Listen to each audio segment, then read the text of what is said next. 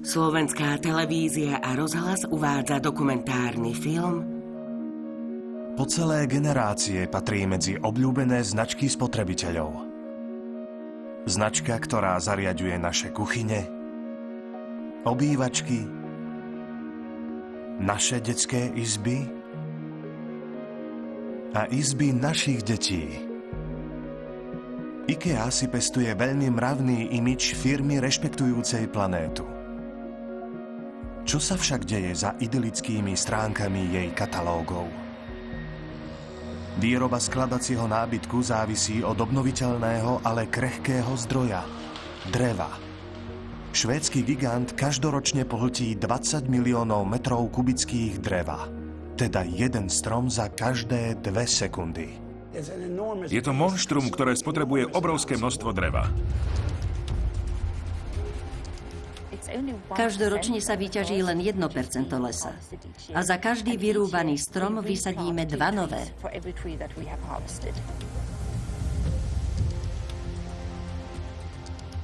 Nadnárodná spoločnosť dnes musí čeliť kritike občanov, ktorí presadzujú ochranu prírody a lesov. Niektoré lesy sa vyvíjali celé tisíce rokov a z nich sa vyrába nábytok, ktorý nevydrží viac ako 15 či 20 rokov. Potom skončí na skládke a spáli sa. V čase, keď sú ohrozené lesy, mal by švédsky gigant aj ďalej masovo rúbať stromy a pokračovať v nekonečnej ekonomickej expanzii? Dobre vieme, a IKEA to vie tiež, že už nesmieme vytvárať nové holoruby a vysádzať nové monokultúry.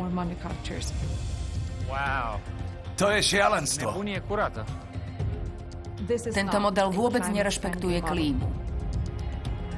IKEA, značka dostupná pre všetkých.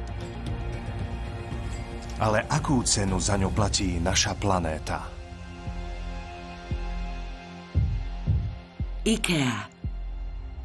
Upír lesov.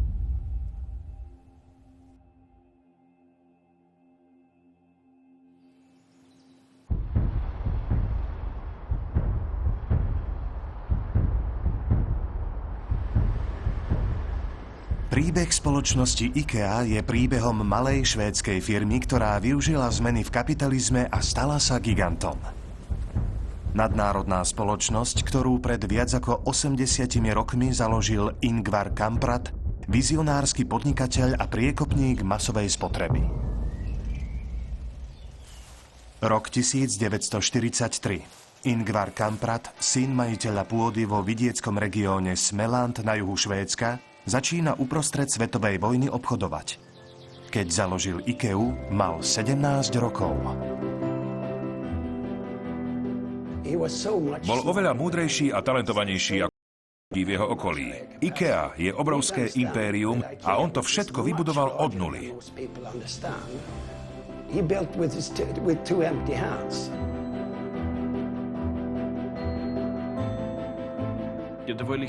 Bola to malá firma.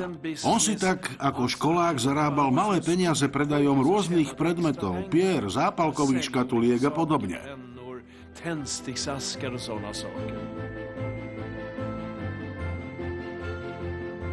V 50. rokoch minulého storočia začal predávať nábytok, ktorý kupoval od miestnych remeselníkov v Smelande a ponúkal ho prostredníctvom zásielkového katalógu. To bol prvok, ktorý v spoločnosti IKEA zohral hlavnú úlohu.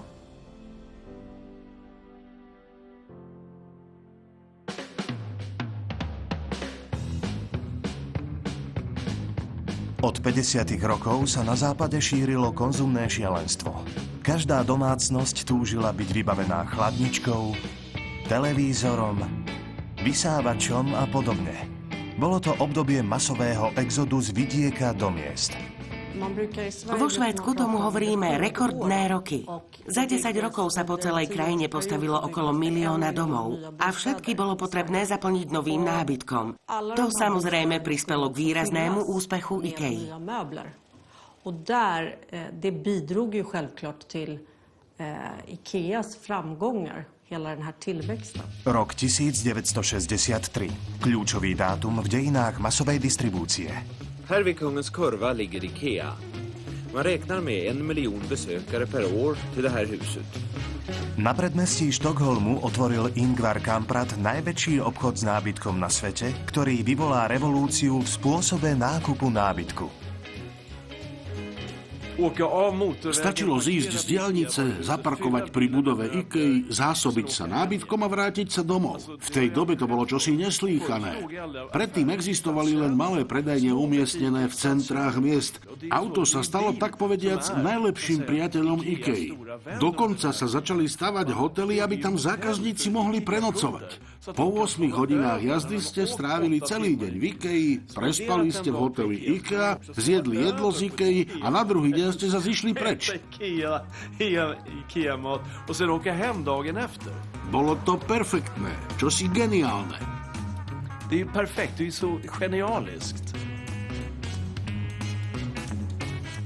Ingvar Kamprad spôsobil, že tradičné obchody s nábytkom sa začali vnímať ako zastarané. Zrazu bolo všetko samoobslužné. Zákazník sa obsluhoval sám, rovnako ako v hypermarketoch, ktoré sa objavili v rovnakom období. IKEA demokratizovala dizajn ponúkaním interiérov na kľúč. Všetko za ceny dostupné pre masy. Tento komerčný model sa opieral o švédske politické hodnoty tej doby.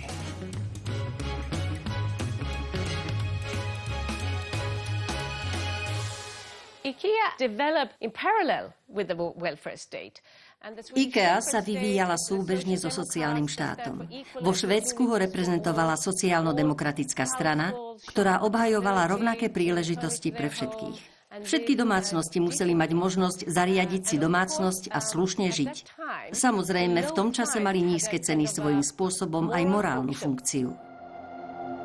Ingvar Kamprad chcel zaručiť nízke ceny a zanietene rokoval so svojimi švédskymi dodávateľmi. Tí sa mu napokon otočili chrbtom. Niektorí partneri ho začali bojkotovať. Musel si preto nájsť nových dodávateľov surovín. S týmto cieľom sa rozhliadol mimo Švédska a obrátil sa na východ. Fínsko, Poľsko, Rusko. Práve tieto krajiny sa stali hlavnými dodávateľmi surovín pre IKEA.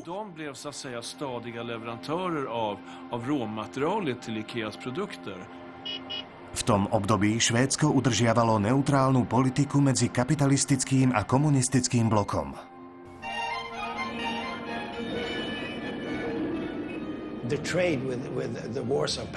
Obchod s krajinami Varšavskej zmluvy vtedy takmer neexistoval. Kamprad sa so svojimi zamestnancami vybral do Poľska, kde existoval istý know-how v oblasti výroby dreveného nábytku, ale predovšetkým tam boli v porovnaní so Západom veľmi lacné náklady na výrobu. Vďaka tomu získal nábytok vo veľkom a za bezkonkurenčne nízke ceny. Začalo sa to v 60. rokoch a trvá to dodnes. So, I mean, that started in the 60s and just kept expanding over the years.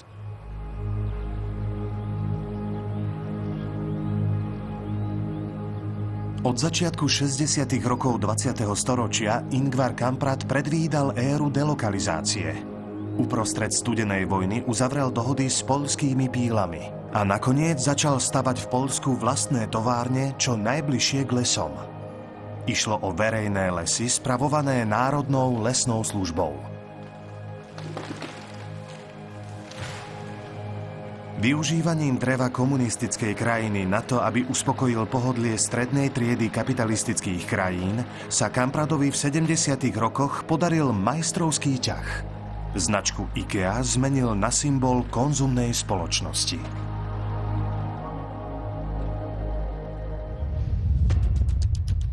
Nové farby, nové tvary. Značka každý rok pridala do svojho katalógu 2000 nových položiek. Na zabezpečenie ponuky IKEA presunula výrobu svojho nábytku do desiatok krajín. Ako tvrdí, ťažba dreva prebieha zodpovedne. Ale nedovolila nám, aby sme si to aj sami overili. Niekoľkokrát nám odmietla otvoriť dvere. Obdivujem, ako firmy dokážu presvedčiť o zelenej politike, trvalo udržateľnom rozvoji a ekologickej zodpovednosti.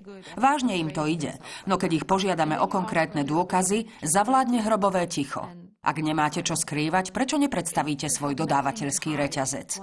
Je to jednoduché.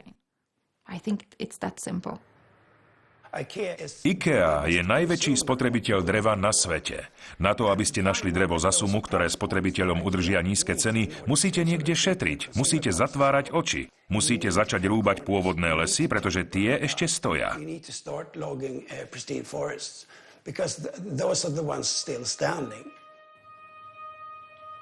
Podľa muža, ktorý bol osobným asistentom Ingvara Kamprada, nelegálne ťažené drevo zásobovalo obchody značky IKEA v 90. rokoch. Keď som ešte pracoval pre IKEA, začalo sa veľa dreva dovážať zo Sibíry, nelegálne sa pašovalo cez Čínu. Čínska spoločnosť sa začala naplno rozvíjať a všetko svoje drevo potrebovala pre seba. Ale ocitli sa v štádiu, že už nemali k dispozícii žiadne vlastné lesy. Okrem chránených území bolo všetko vyťažené. Aby mali čínske továrne suroviny, prišli čínski dodávateľia s nápadom dovážať drevo určené pre IKEA zo Sibíry cez sever Číny. Legálne to nebolo možné.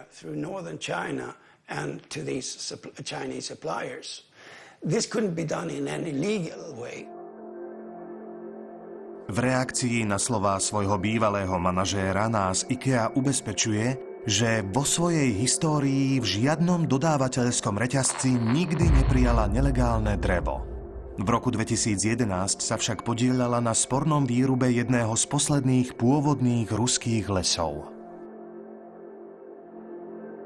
V roku 2020 boli dodávateľia IKEA obvinení aj z ťaženia starých lesov na Ukrajine s cieľom vyrábať z nich stoličky a jedálenské stoly. To je jadro celej veci. Ak chcete taký veľký objem dreva za také bezkonkurenčné ceny, musíte tak postupovať. Nedá sa tomu vyhnúť.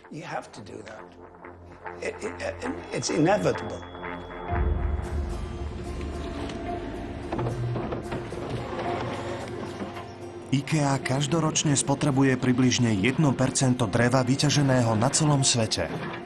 Jeden strom za každé 2 sekundy. No upír je nenásytný. Spoločnosť začala kupovať vlastné lesy, aby ho mohla ďalej krmiť. IKEA vlastní na celom svete viac ako 280 000 hektárov lesov. V Rumunsku je v majetku firmy IKEA 50 000 hektárov lesa. To je plocha 5-krát väčšia ako Paríž. Ide o prvého súkromného vlastníka lesov v Rumunsku. Napätie medzi drevárskym priemyslom a ochrancami prírody je tu obrovské. Pošleme poslednú správu, že sme v poriadku. Neviem, kedy budeme mať opäť signál, aby sme o sebe dali vedieť. Gabriel Paun je profesiou biológ a venuje sa ochrane lesov. Takmer pritom prišiel o život. Skúmať situáciu v rumunskom lese je skutočná prekážková dráha. Za tie roky som sa stal obeťou mnohých násilných útokov. Hej, tu je súkromný pozemok. To drevo pochádza z Národného parku. Je to ilegálna ťažba. Sledoval som kamión naložený drevom z pôvodného lesa v Národnom parku Retezat. Chcel som dokázať, že spoločnosť prijíma drevo pochádzajúce z národných parkov a pôvodných lesov. Táto spoločnosť je momentálne jedným z hlavných dodávateľov pre IKEA v Rumunsku. Vypadni, nerob nám problémy. Strážcovia továrne ma napadli a postriekali slzotvorným plynom. Ústa, nos, oči. Hoci som filmoval na verejnej ceste. V Rumunsku sa polovica vyťaženého dreva vyrúbe bez povolenia. Z rumunských lesov každý rok úplne nelegálne zmizne takmer 20 miliónov kubických metrov dreva. Po vyťažení sa nerozlišuje medzi nelegálnym a legálnym drevom. Tieto zábery s veľkým rizikom nafilmoval Gabriel Paun. Stal som sa akousi symbolickou postavou obrancov lesa. Zistil som, že pytliaci a drevorubači vypísali na moju hlavu odmenu. Braconierii și tăietorii de pădure au făcut o chetă și s-a pus un preț pe capul meu. V V roku 2015 bol s niekoľkými členmi svojho združenia, keď na nich okolo 10 mužov nastražilo pascu. Preboha, čo sa to stalo?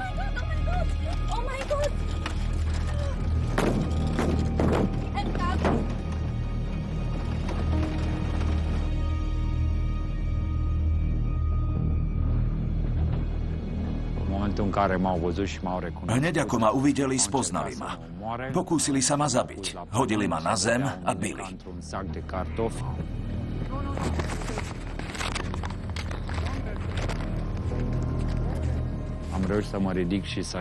Podarilo sa mi vstať a utiecť. Počul som, ako kričia, že žijem a že ma musia doraziť. Tak toto funguje v Rumunsku.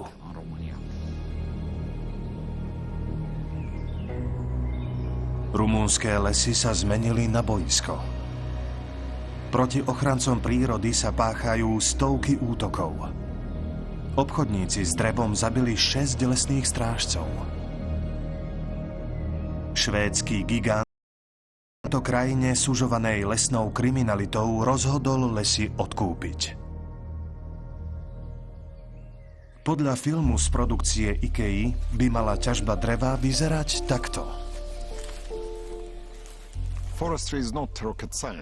Lesníctvo nie je vývoj vesmírnych rakiet. Hospodárenie v lese je oveľa komplexnejšie.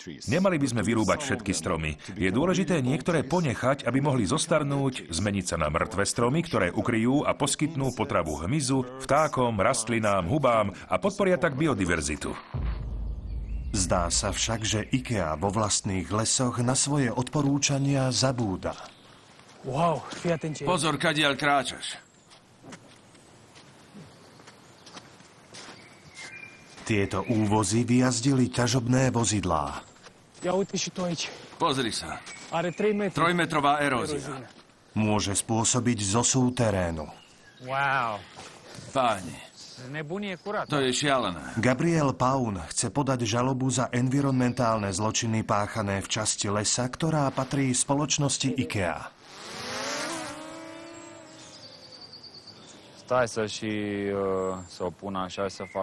Urobím video. Je to dobrý spôsob, ako ich pritlačiť k stene a ukázať svetu, čo tu robia. Začíname. Ešte majú čo rúbať, neskončili. Preto je cesta otvorená.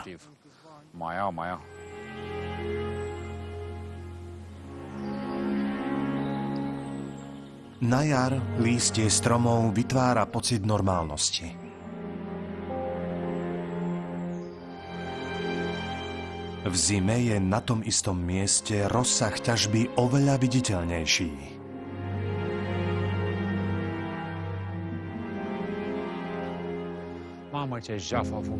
Je to krádež.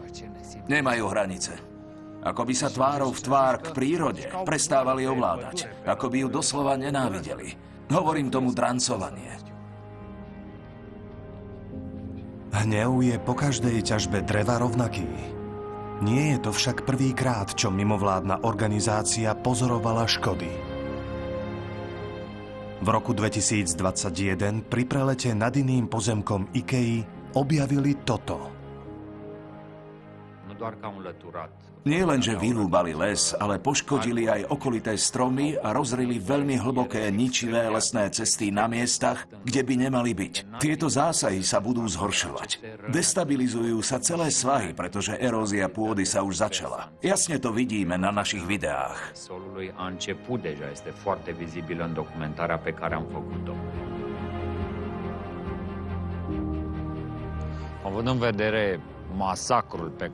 Keď vidíme tento masaker a uvedomujeme si, čo všetko to znamená pre les, myslím si, že je dôležité upozorniť aj čo najviac spotrebiteľov, aby vedeli, čo IKEA v skutočnosti robí a že to má veľmi ďaleko od reklamy a imidžu, ktorý sa verejnosti ponúka.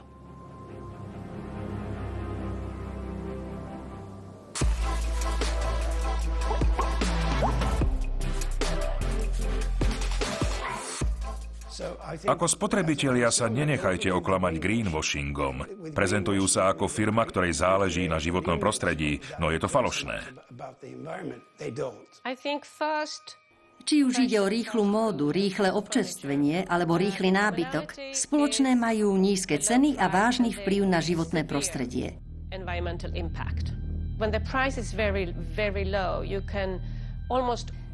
Keď je výrobok veľmi lacný, môžete si byť 100% istí, že niekto alebo niečo za to platí vysokú cenu. V tomto prípade na lacné produkty dopláca príroda. V reakcii na obvinenia Gabriela Pauna nás IKEA ubezpečuje, že na ochranu životného prostredia robí všetko potrebné.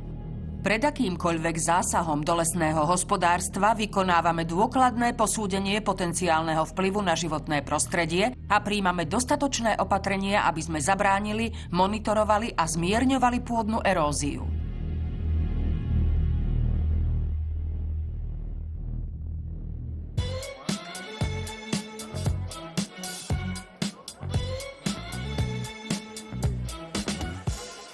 Kupovať, vyhadzovať a znova kupovať. IKEA do oblasti bytových dekorácií zaviedla masovú spotrebu. Už v roku 1956 umožnili logistické triky prelomiť predajné rekordy znížením výrobných nákladov.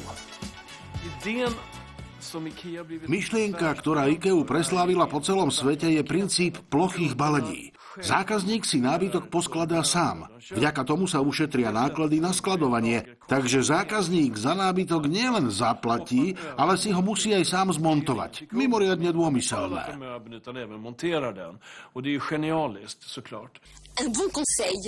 Dám vám dobrú radu. Na budúce príďte do IKEA aj s veľmi šikovným a k tomu aj zamilovaným kamarátom.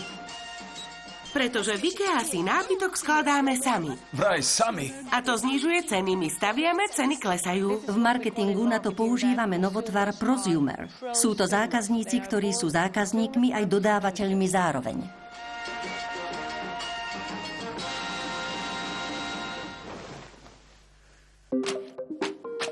Pri hľadaní najnovších trendov svojej doby si Ingvar Kamprad prepožičal modernú myšlienku. Zaviedol kolekcie. Na výrobe katalógov IKEA vodne v noci pracovalo 1200 alebo 1300 ľudí. Navrhovali zariadené izby, grafiku strán, fotografovali, kreslili obrázky a nakoniec vydali katalóg.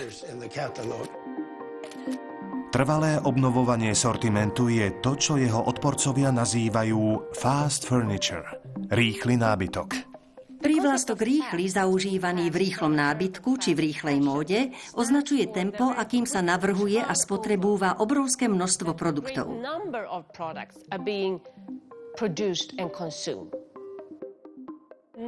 Nové modely, nové štýly, nové farby, to všetko sú prvky v našom každodennom živote mimoriadne idealizované. IKEA je v nábytkárskom priemysle niečo ako módna spoločnosť. Sú moderné interiéry príťažlivejšie? Určite áno. Vízia nábytku sa vyvinula. Predtým sme investovali pre budúce generácie. Teraz robíme módne kúsky. Chcel som sa vzdialiť od archaických predstáv. Za starých čias sme si kúpili oblek, ktorý vydržal 20 rokov. Teraz skôr 2 za rok. V nábytkárskom priemysle je toto isté. Je dôležité pochopiť, že na trhu s nábytkom alebo módou ovplyvňujú spotrebu ponuka tovaru a marketingové praktiky, nie naopak. Spotrebu teda určujú marketingové praktiky spojené s cenami.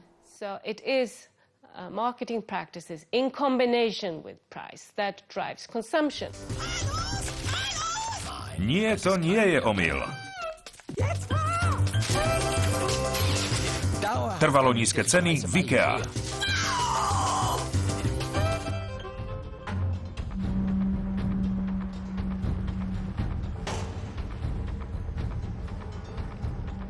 Mali by lesy platiť cenu za naše konzumné šialenstvo? V Rumunsku Gabriel Paun a ďalší aktivisti začali súdne konanie proti svojej krajine pre nedodržiavanie európskej legislatívy na ochranu lesov. Štátu vyčítajú aj to, že ich nechráni pred lesníckou mafiou. Začnime, už zase meškáme. Máme tu viaceré petície týkajúce sa ilegálneho výrubu stromov.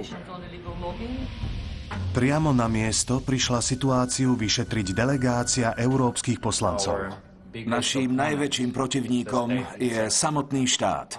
Naša organizácia iniciovala viac ako 350 žalôb proti vláde za jej netransparentnosť a za povoľovanie výrubov v rozpore s európskymi zákonmi o prírode. Toto je jedna z našich chránených oblastí. Fagarašské hory. Všetky body, ktoré vidíte, sú miesta výrubu. Takto vyzerajú naše chránené územia. Nie je jedinej doliny, ktorá by nebola znetvorená neustálým výrubom. Zo všetkých chránených území v Rumunsku sa za 2 roky vyťažilo viac ako 13 miliónov kubických metrov dreva. Je to rad kamiónov naložených drevom, ktorý by siahal z Rumunska až do Číny.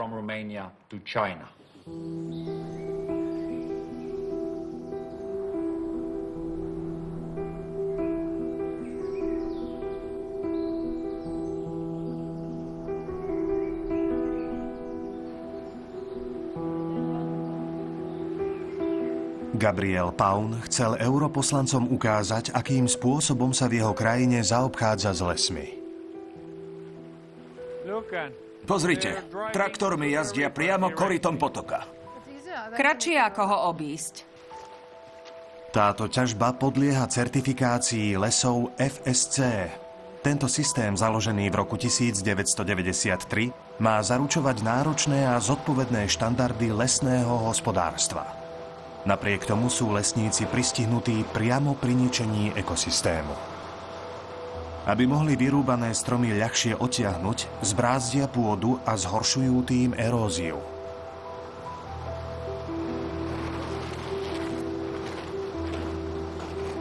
Stroj ničí bystrinu a s ňou aj všetok život, ktorý vodný tok vyživuje. Títo muži pracujú bez akéhokoľvek bezpečnostného vybavenia.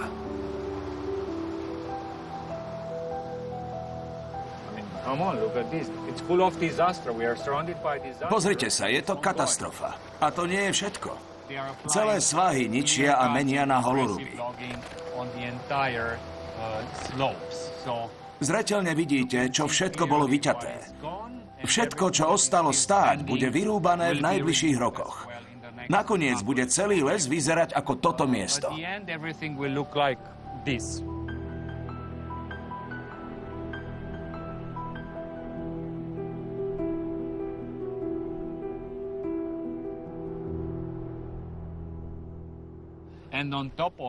A aby toho nebolo málo, celá zóna spadá do certifikácie FSC. Spotrebitelia však nevedia, že FSC umožňuje ťažbu dreva z národných parkov či drevo z pôvodných a starých lesov. Spoločnosti ako IKEA nebudú mať problém nakupovať drevo z oblastí, ako je táto, na výrobu svojho nábytku, pokiaľ je drevo certifikované ako FSC.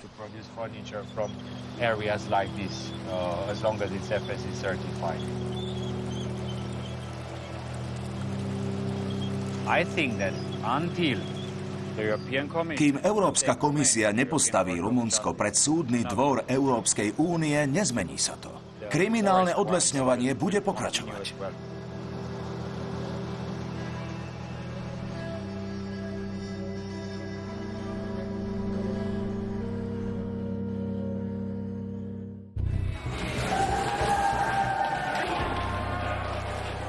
Apetít IKEA nenasíti nič. Od 70.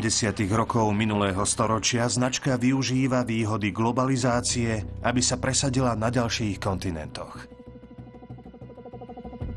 Všade rovnaké žlté logo na rovnako modrom hranole.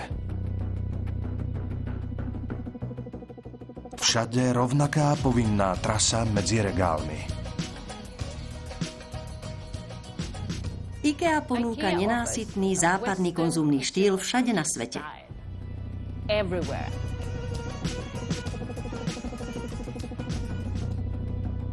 Rovnaká horúčka rýchleho nábytku odvšadiaľ vyháňa miestnych výrobcov. Ide o nábytok a bytové produkty zamerané na čoraz početnejšiu strednú triedu.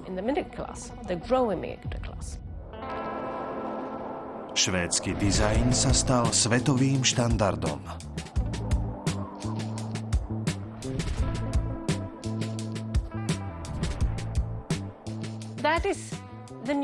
Je to nová norma. Diktát, ako by mal moderný človek žiť. Norma sa idealizovaným spôsobom prezentuje v reklamách, v ktorých vystupujú veľmi krásni ľudia. Nikdy nie sú tuční, nikdy nie sú depresívni, nikdy sa nehádajú s deťmi. Sú to šťastné rodiny vo veľmi čistučkých a moderných domoch s najmodernejším vybavením. To určuje všeobecný štandard, ako žiť a byť uznávaný. Je to veľmi silné posolstvo.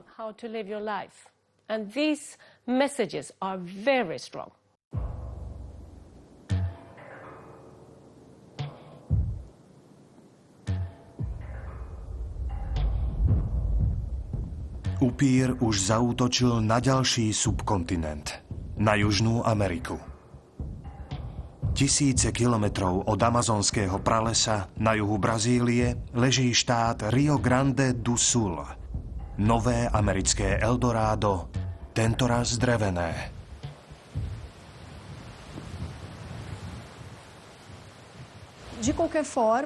Brazília je dôležitý dodávateľ dreva pre spoločnosť IKEA. Krajina má 6 miliónov hektárov vysadených lesov, vrátane 1 milióna hektárov len v štáte Rio Grande do Sul. Prevláda eukalyptus, lebo sa z neho vyrába papierová hmota, ale dobiehajú ho borovicové plantáže. Borovice sú vhodnejšie na výrobu nábytku. Borovicová odroda Taeda, ktorá pochádza z juhu Spojených štátov amerických, bola do Brazílie zavedená v 60. rokoch 20. storočia. Borovicové monokultúry sa postupne prispôsobili miestnej pôde a podnebiu a vytláčajú pôvodné druhy stromov. Výsadba borovice sa stala ekonomickou príležitosťou, ktorej sa chopil majiteľ lesa Cristiano Croev. Jeho starí rodičia tento pozemok kúpili v 40. rokoch minulého storočia. Našu spoločnosť Parcel Reflorestadora sme založili v roku 2000. V tom čase sme začali pracovať v lesníctve, ale tento pozemok je rodinné dedičstvo. Farma slúžila hlavne na chov dobytka. Už vtedy sme tam trochu pestovali les, ale to bolo zanedbateľné. V roku 2000 sa lesníctvo veľmi rozmohlo, preto sme sa rozhodli investovať. Pôvodne som pracoval vo svete financií a môj brat je právnik. Então, investi nessa área. Eu sou do mercado financeiro, meu irmão é advogado. Dnes vlastníme 1650 hektárov borovicových plantáží z celkovej plochy 2700 hektárov.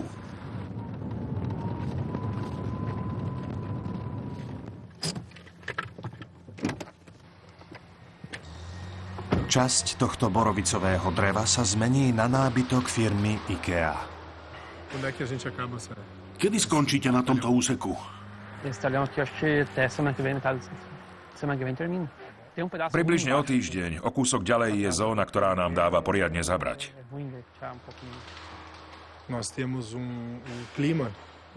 Máme ideálne podnebie. Veľa svieti slnko, ale aj veľa prší. V našej krajine lepšie miesto na pestovanie borovíc a eukalyptov nenájdeme. V Európe borovice dorastú do takejto veľkosti za 60 rokov. Tu nám stačí 20. To, čo nás podnietilo investovať do pestovania borovice Taeda, je teda výhoda nášho regiónu, pokiaľ ide o konkurencieschopnosť. Máme veľkú výhodu a stále napredujeme. Seja muito competitivo e cada vez mais seremos competitivos. Čoraz väčšia konkurencieschopnosť. Priemyselné hospodárstvo získalo právo zväčšiť plochu venovanú plantážam v Rio Grande do Sul štvornásobne. Obrovské lúky sa premenia na stromové monokultúry. A substituição de madeira natural. Nahrádzanie prírodného dreva z prírodných lesov drevom z vysadených lesov je už realita a bude sa to stupňovať.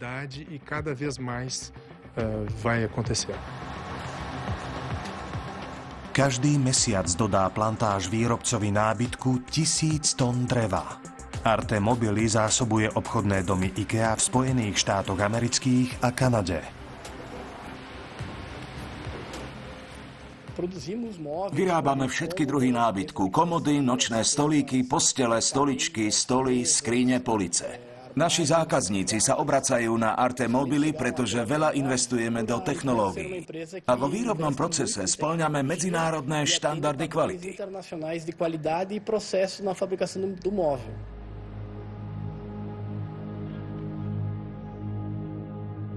Knižnice Hemnes, televízne sety Hemnes, matracové základne Espever, úložný priestor Trofas. IKEA verí Arte Mobily. Spoločnosť však nie je taká bezchybná, ako o sebe tvrdí. To sme zistili pri spolupráci s novinárkou Silviou Lisboa. Naším vyšetrovaním sme zistili, že firma Arte Mobily bola dvakrát pokutovaná za vážne porušenia životného prostredia. Prvé súvisí s výrubom pôvodných stromov a nelegálnou likvidáciou chemikálií, ktoré jednoducho zakopali. V roku 2018 uložil kontrolný orgán štátneho sekretariátu pre životné prostredie FEPAM firme Arte Mobily pokutu 30 000 reálov, čo je smiešných 5 700 eur. Nedávno v roku 2022 bola firma Arte Mobily opäť sankcionovaná. Tento raz bol subdodávateľ IKEA sankcionovaný za to, že v oblasti, ktorú odlesnil, bez povolenia postavil pílu. To zo strany spoločnosti poukazuje na pohŕdanie predpismi. O tej veci nemám žiadne znalosti. Možno by vám vedenie alebo právne oddelenie povedalo viac. IKEA má pre svoj dodávateľský reťazec kódex správania. Volá sa iWay. Ukladá sériu pravidiel, aby sa zabezpečilo, že dodávatelia budú bezúhonní. Keď však vidíme, že Arte Mobily dostáva pokuty za škody na životnom prostredí, môžeme spochybniť, do akej miery kódex správania uplatňuje IKEA a do akej miery je dodávateľský reťazec skutočne monitorovaný. A IKEA de fato tem conhecimento sobre a sua cadeia de suprimento. Na túto otázku nám nadnárodná spoločnosť odpovedala nasledovne. Akékoľvek porušenie nášho kódexu správania berieme vážne. Očakávame, že všetci naši dodávatelia budú vždy dodržiavať miestne zákony a predpisy. Spoločnosť sa na svojich subdodávateľov spolieha. Tak sa 10 ročia vyhýbala trestnému stíhaniu. Ale tu v Brazílii by ju podľa štátnej prokurátorky pokojne mohla dostihnúť spravodlivosť. Eu tenho muito claro para mim a responsabilidade da IKEA na condição. Jasne si uvedomujem zodpovednosť spoločnosti IKEA v tomto ekonomickom sektore. Je to veľmi dôležité. V Brazílii máme legislatívu, ktorá by nám umožnila brať túto spoločnosť na zodpovednosť za environmentálne škody spôsobené v našej krajine. Vieme, že ide o ekonomickú sieť, ktorá sa priamo podieľa na zhoršovaní životného prostredia a profituje z toho. To nám teoreticky umožňuje zobrať na zodpovednosť spoločnosť, ktorá má z tohto zhoršenia prospech.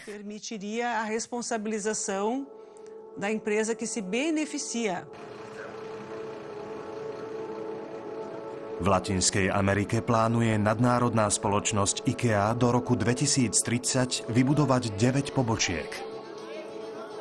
A v bezhraničnej túžbe po nekonečnom raste bude čeliť bezprecedentnej environmentálnej výzve. Rútime sa do klimatického pekla a nohou stále pridávame plyn. Je to zápas o naše prežitie a my ho prehrávame.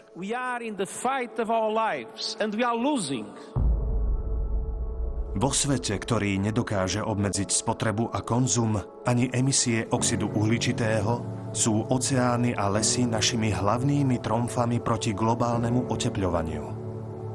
Na to, aby stromy rástli, potrebujú absorbovať časť oxidu uhličitého, ktorý sa dostáva do ovzdušia. Nemali by sme teda zakázať výrub stromov? Zastaviť ťažbu stromov by znamenalo katastrofu.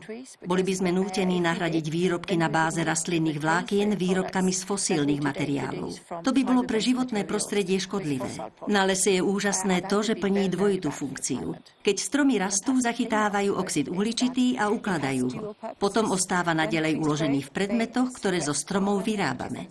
Vďaka tomu znižujeme používanie produktov vyrobených z fosílnych materiálov. Les je preto ozajstný zázrak. And that enables us to reduce the use of fossil products. So the forest is really sort of a magical thing. Toto nie je model šetrný k podnebiu.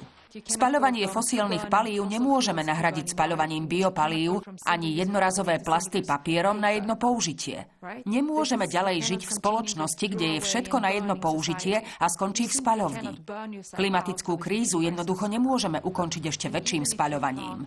A hoci aj vysadíme veľa stromov, ktoré rastú veľmi rýchlo a ktoré absorbujú obrovské množstvo oxidu uhličitého, ten uhlík, ktorý vznikol vyťažením lesa, je taký významný, že by trvalo 10 ročia, kým by tieto monokultúry kompenzovali vzniknutú uhlíkovú stopu. Na to už nemáme čas.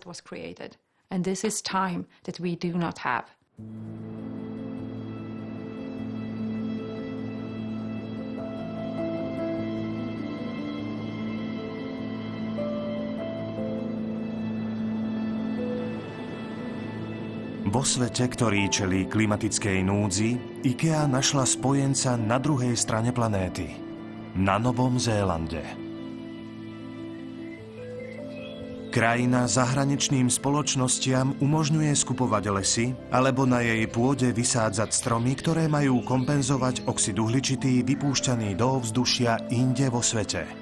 Táto politika narazila na tvrdý odpor miestnych obyvateľov. Spoločnosť odkúpila túto poľnohospodársku prevádzku s rozlohou 6000 hektárov. O niekoľko rokov bude na mieste dediny borovicová plantáž.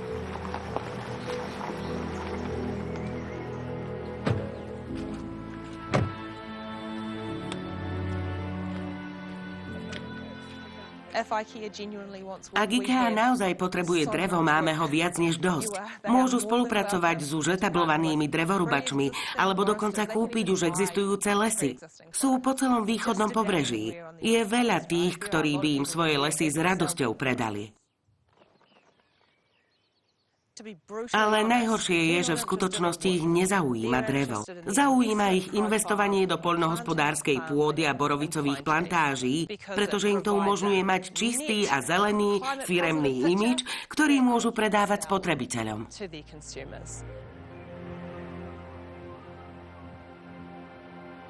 IKEA sľubuje, že do roku 2030 uskladní toľko oxidu uhličitého, koľko vypustí. Hovorí sa tomu uhlíková neutralita. Každý tu vysadený hektár vraj umožní kompenzovať emisie z jej priemyselných a obchodných aktivít po celom svete. To je aj dôvod, prečo nadnárodná spoločnosť kúpila približne 10 fariem na Novom Zélande, zatiaľ tak ďaleko od svojich hlavných trhov. Ak skupujete farmy len preto, aby váš podnik pôsobil ako environmentálne udržateľný, je to udržateľné len pre váš finančný výsledok. Pre naše komunity, našu spoločnosť ani našu planétu to udržateľné nie je. Pokiaľ veľké a zatiaľ neobmedzene mocné spoločnosti nebudú čeliť zodpovednosti za svoju činnosť, budú i naďalej kupovať naše hospodárstva a ničiť komunity, dúfajúc, že si to nikto nevšimne. Tak toto jednoducho je. Podľa mňa je to korporátne ohlupovanie.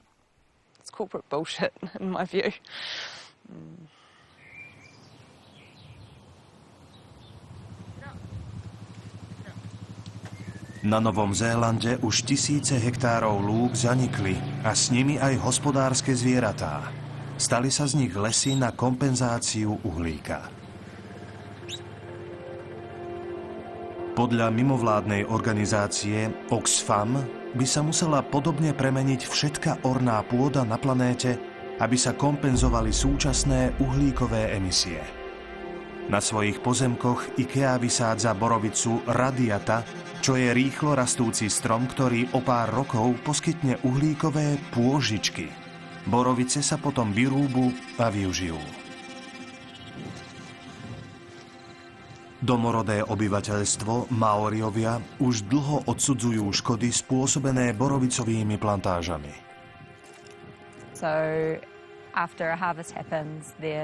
Keď sa skončí výrub, nahromadené zvyšky stromov sa ponechajú na mieste.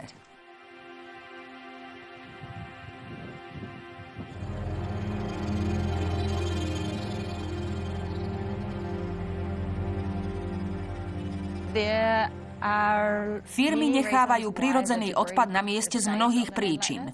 Nie je ľahké ho odstrániť, pretože sme tu na veľmi strmých svahoch v kopcovitom teréne.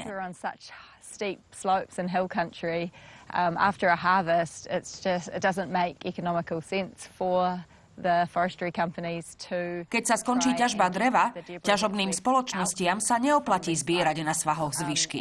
Nakoľko sa za to nebudú nikomu zodpovedať, odpad tam nechajú rovnako, ako keby na to mali povolenie. Potom čakajú, kým sa drevo rozloží alebo ho odstráni búrka.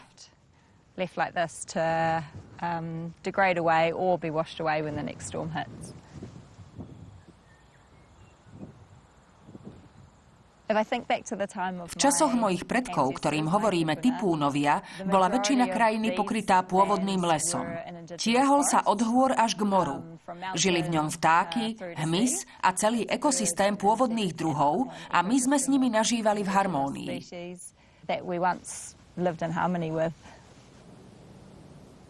Borovice radiata sem však boli umelo zavedené na boj proti erózii pôdy, ktorú zhoršilo miznutie pôvodných lesov. Tieto stromy pôvodne vysadila novozélandská lesná služba, aby zabránila erózii pôdy. Patrili teda štátu a zohrávali ochrannú úlohu. Išlo však o borovice, takže to boli viac plantáže ako lesy. V 80. rokoch, keď na Novom Zélande a všade na svete definitívne prevládol neoliberalizmus, sa štát rozhodol lesy a plantáže sprivatizovať. Všetko predal novozélandským a neskôr aj zámorským spoločnostiam. Namiesto toho, aby tieto spoločnosti lesy udržiavali, aby naďalej zachovávali pôdu, začali ich ťažiť. Samozrejme, že pôda opäť začala degradovať.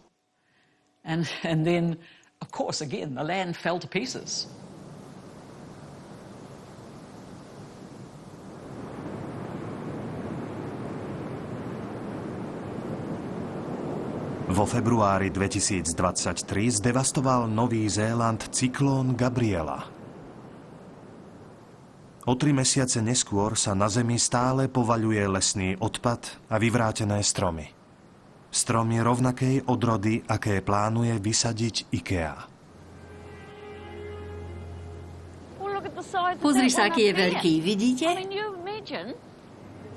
Ten je obrovský.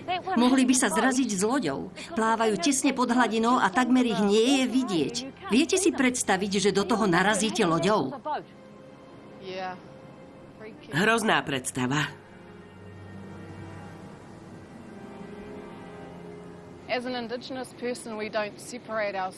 My domorodí ľudia sme spojení so zemou a vodou, ktorú nazývame Moana.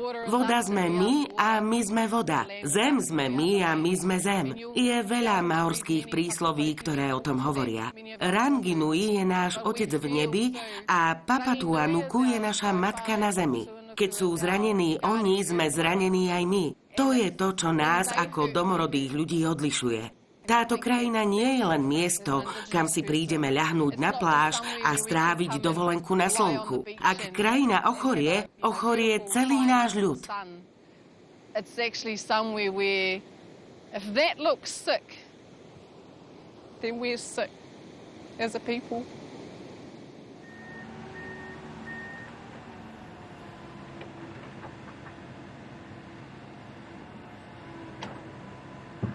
Takmer monokultúrnym pestovaním borovice zostáva IKEA hluchá voči varovaniam domorodého obyvateľstva.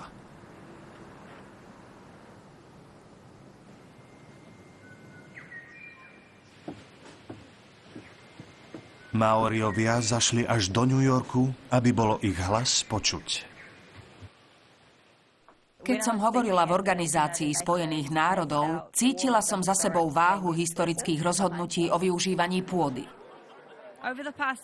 Za posledných 30 rokov sa na našich územiach rozšírili borovicové plantáže, aby neúspešne bránili erózii, poskytovali drevo a uhlíkové kredity. Novozélandský systém uhlíkových kreditov uprednostňuje exotické borovice pred pôvodnými druhmi. Borovica má byť podľa našich vedcov riešením pre klímu a eróziu. Nie. Jediným priateľným riešením je okamžite uvaliť moratórium na holoruby a obnoviť prirodzenú domorodú biodiverzitu.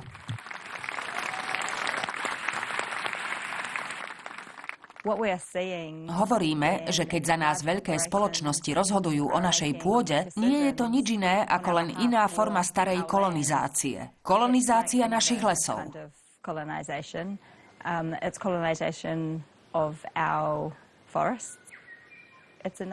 Je to spôsob, ako odobrať ľuďom z našej krajiny moc a vložiť ju do rúk veľkých organizácií a korporácií. Tie s našou vlastou nemajú žiadne väzby.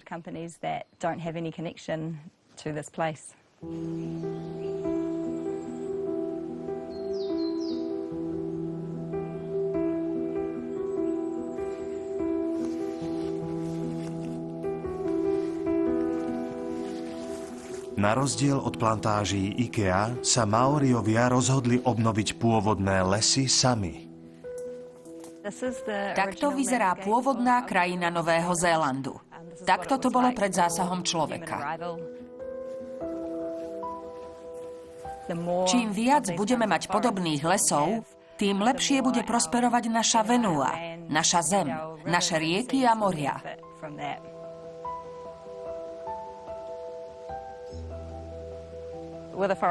Keď les tohto veku rastie, udržiava pôdu na mieste. Čím hlbšie prenikáte do pôvodného lesa, tým hustejšia je vegetačná pokrývka. Podrast absorbuje vodu ako špongia. Ani pri najextrémnejších klimatických udalostiach táto pôda nikdy nepodľahla erózii. Žije a udržiava sa v súlade s lesom. Ako extrémne poveternostné javy pribúdajú, nie je na čase šetriť práve tie najvzácnejšie zdroje, ktoré zem ponúka, a zabrzdiť apetít monštier v lesoch? My tomu hovoríme opäť prikryť Papatuanuku, našu matku zem. Znova ju zahaliť do plášťa stromov. Prikryť Papatuanuku znamená obnoviť krajinu, ktorá je obnažená, ktorá je týraná. Dá sa priam povedať, že brutálne znásilnená. Mali by sme to robiť spoločne. Poľnohospodári, obyvatelia miest. Bolo by to fantastické, pretože by nám to umožnilo získať späť našu pôdu. Voda v riekach by sa opäť vyčistila, vtáky a les by znovu začali spievať. Ľudia by opäť mohli žiť z pôdy, pretože by už nebola zneužívaná. To je náš sen.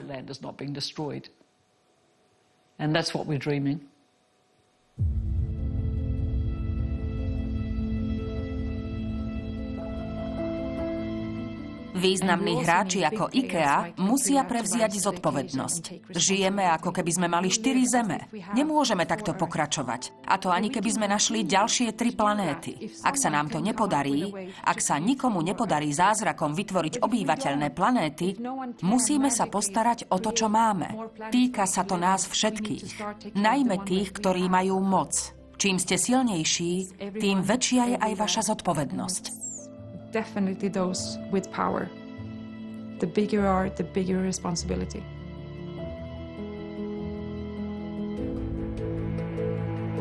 Na slovenskom znení spolupracovali Matúš Krátky, Ľudmila Manžárová, Lenka Košická, Judita Bilá, Martin Hronský, Peter Kolárik, René Jankovič, Daniel Ratimorský, Marián Ujlaky, Lucia Méderová, Hanna Sokolíková, Silvia Ruppeltová, William Tokár a Štefan Salzwasser. Vyrobila Slovenská televízia a rozhlas 2024.